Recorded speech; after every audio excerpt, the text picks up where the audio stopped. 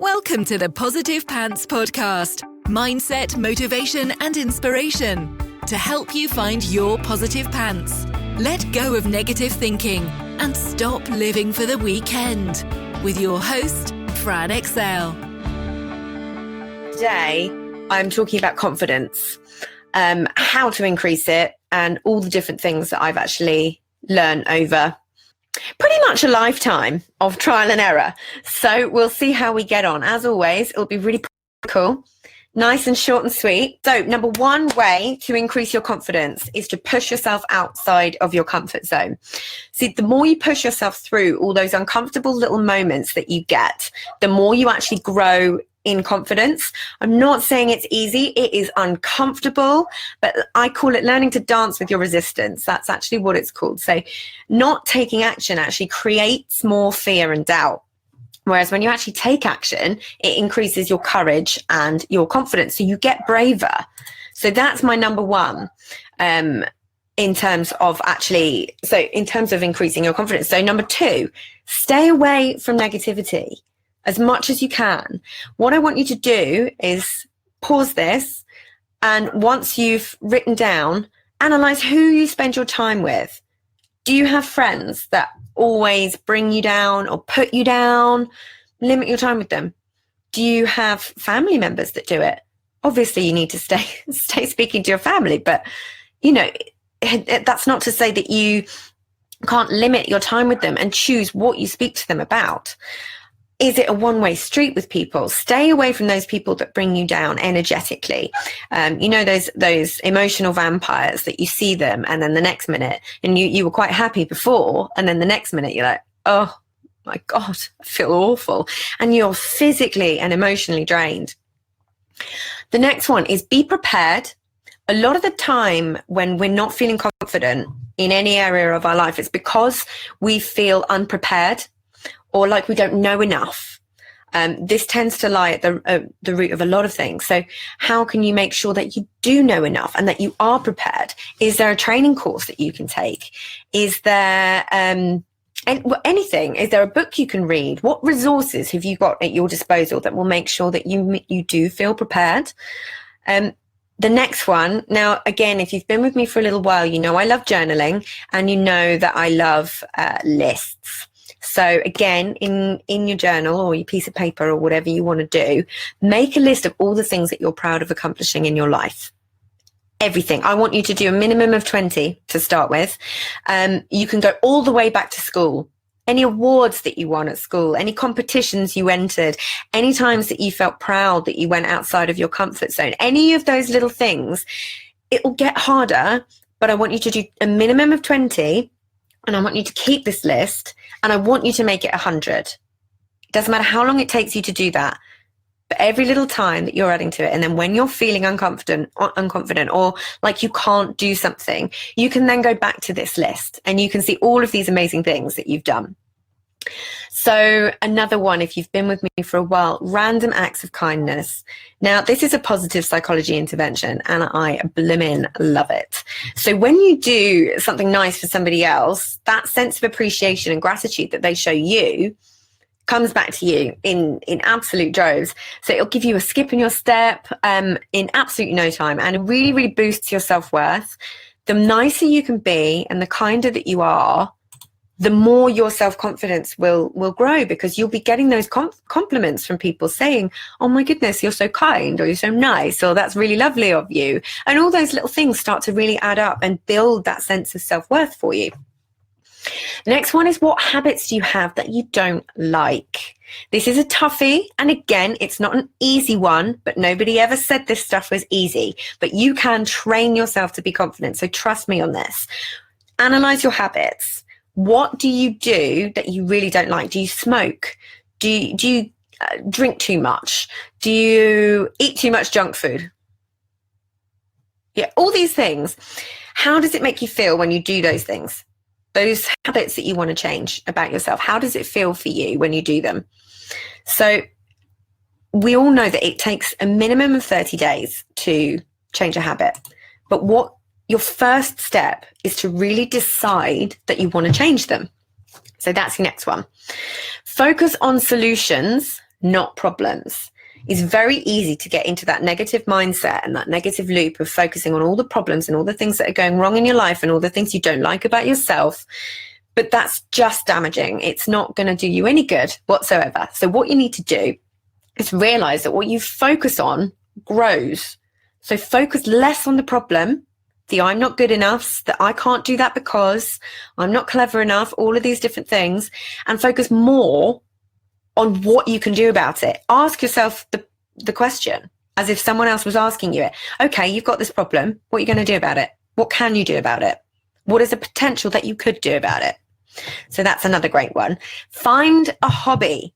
I know it sounds really ridiculous and really easy, but trust me, it works. Find something that you've always wanted to learn or something that you used to love when you were a kid.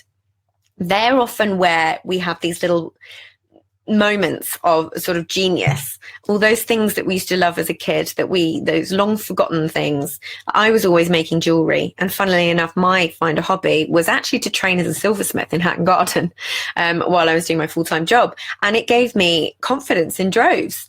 The more areas you can have where you can create that sense of accomplishment, the more confident you'll feel. So think about all the things that you used to love when you were younger, or that you used to love and have just not given any attention to. So the next one is, I've spoken to you guys about this before, learn to accept compliments. Learn to accept compliments. Don't put yourself down when somebody compliments you. That's just going to make you feel worse. It's counterproductive. Force yourself to just say thank you, because guess what? Giving someone a compliment feels good. So if you don't accept it, you're taking that feeling away from someone else too. But what actually starts to happen is your brain starts to believe you. The more that you accept compliments and you say, oh, thank you so much, maybe offer a compliment back, the more your brain starts to go, oh, hang on a minute, this might actually be true. So please, please, please, I know it's a struggle. I know it's hard. A lot of these things are, but create that awareness for yourself and start doing these things. The next one is set small goals for you to achieve, especially if you're of the mindset that you can't do anything and you're good for nothing and you can't achieve anything. The more small little things that you can achieve, the more you grow in confidence. So set some small goals and make them really, really specific and give them a deadline. If you've got this big lofty goal, write a book, for example, if you've got that, chunk it down, make it really little, small measurable steps. So for example, maybe you want to research self-publishing, anything along those lines. Just make these small, tiny little goals that will then help you increase your confidence over time. And then you can go after the big lofty goals. Amazing. The next one is identify and become aware of your negative self-thoughts, your self-talk and your thoughts. The more that you're actually aware of them, and I talk about this a lot, awareness is one of the biggest keys to making any change that you want in your life. So the more you're aware of them, the more you can reframe the thought in your head and start to switch them off naturally. That becomes your new normal. Again, it does take a little bit of time, but trust me on these and go with them. Affirmations work in a similar way to accepting those compliments. You may feel ridiculous at first. I know I used to feel really ridiculous when I was saying affirmations, either to myself in the mirror or writing them down. They say that people say writing them down is actually, there's a better link between your brain and the hand movement, and also saying it in the mirror. They're the two best ways to do your affirmations. So they may feel ridiculous, but they work. So write down 3 that work for you. We've been doing some EFT recently, and one of the things in there is I deeply and completely love and accept myself. And I think that is a perfect one for self-confidence. So give that one a go. Or I am a naturally confident person and I'm getting more and more confident each day. So have a go, have a play with some affirmations that you can feel comfortable, not too ridiculous to say. Start small and build them up, because you need to not feel like you're lying to yourself, because you're not. And trust me, over time, this gets easier. Your brain starts to believe it and it becomes your normal. The oldie but the goodie that I mentioned earlier, fake it till you make it. It's very much not perfect in isolation, but it's a really, really great way to get started. So you can link this up with the essentially push through the pain to where the unicorns and rainbows are outside of your comfort zone. This really helps with that. Just think to yourself, I'm acting, and it will become normal. It genuinely will. That's exactly what I did to myself, but I didn't really realize what I was doing at the time. So another one, which is a little woo-woo, but I want you to bear with me. So the next one is visualize yourself where you want to be and who you want to be.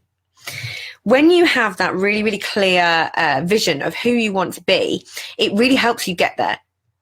So just really think to yourself, like write it down if you can, get really, really clear on who, where, what you want to be, and feel those feelings of being that person. Literally close your eyes and imagine yourself being that person. Speak to people as that person, and it will start to drift into your reality. So visualization is huge. I will do an entire other session on visualization and how it works within the brain. So look out for that one. The next one, please question your inner critic. Look for the evidence that what it's saying is true or not true. The more evidence to support that you aren't good enough or that you are, the likelihood is that the evidence is you are. So please, please, please question your inner critic. We believe that we're having a conversation with ourselves. We feel like it's ourselves saying these things. And it's not, it's your ego. Your ego is a part of the brain that tries to keep you stuck where you are. It's the fight or flight mentality. And what it's trying to do is keep you in your comfort zone. So learn to have a little chat with it, have a little word, and question yourself and coach yourself around. Is this actually true? Is there evidence to support that this is not true? Next one, celebrate the small stuff. Don't play down things that you're proud of. Celebrate them. Little goals. If you hit your small goals, celebrate. Please celebrate till the cows come home. Don't ever let these things just go by. Go back and add them into the list that we were going through earlier. Proud of your accomplishments. Another really good one. This is a big one and is time consuming. So let me know if you're still there. So time consuming, but social media declutter. I can't tell you how huge this was for me. I turned my social media into a force for good. Delete, unfollow people that make you feel bad about yourself or that you compare yourself to, or that friend that's constantly, posting selfies when they're out with people that you know and you weren't invited. All of that stuff. Unfollow. You don't have to have that awkward delete. If you can't delete them, there's likelihood you're going to bump into them. Just unfollow. Follow accounts and pages that make you feel good. Whatever you need to do to make your social media more positive, do it. If on Instagram you follow people that you know actually make you feel bad, don't do it to yourself. I know it's like a drug, but don't do it to yourself. It's not worth it. You can turn your social media into, inspirational quotes, people who inspire you, things where you feel like if you're actually having a little scroll, that you're doing something worthwhile rather than wasting time and making yourself feel bad. It's just not worth it. Next one, stop caring what other people think. Really stop it. Ask yourself if that person's opinion really, really matters. You'll have a select handful of people whose opinion genuinely matters to you. Listen to them. Don't listen to the other people. If there's things that you want to achieve and you have friends or family or anyone who are bringing you down about it, don't talk to them. There are so many people I don't talk to about, my coaching work. So many people don't know about it, but that's fine because it's not their thing. It's my thing. But then I have other friends who I talk to about it all the time and they're really interested. So what do you think happens there? One builds me up, one brings me right back down. So why would I do the one that brings me down? Next one is think about the areas of your life where you are confident. I worked through this with one of my clients actually who's in the group. So she was saying to me how very unconfident she was. And what we went through is, okay, is there anywhere in your life where you do feel like you're confident? And there were actually lots. So ask yourself these questions, coach yourself all the time. Is building that awareness of who you are and the way you're thinking. And you will really start to see a huge increase in your self-confidence. I promise you, if you do this work and you stick with it and you trust it, you will see differences. Next one is look at criticism and failure as an opportunity to learn rather than something negative. There's a lovely little reframe there. You will grow from it. From all the negative things that happen to us in our lives, you will grow from it in some way or another. So think about that. Look at criticism and failure as an opportunity to learn something rather than it being something awful and, go straight back down into the doldrums. You will grow from it. And ask yourself, the next time you find yourself thinking this way, thinking badly about yourself, ask yourself, if your best friend were you, what would you say to them? Yeah. So if your best friend was saying these things out loud to you that you say to yourself, what would you say to her? I'm pretty sure you wouldn't let her get away with it for long. I'm pretty sure you would probably say, don't be so ridiculous. You're amazing. You're wonderful. Let's work through this. So they are 23 of my favorite ways. Like I said, none of this is easy. It's work, but these things do work. Tried and tested. And I will see you next week. Bye for now.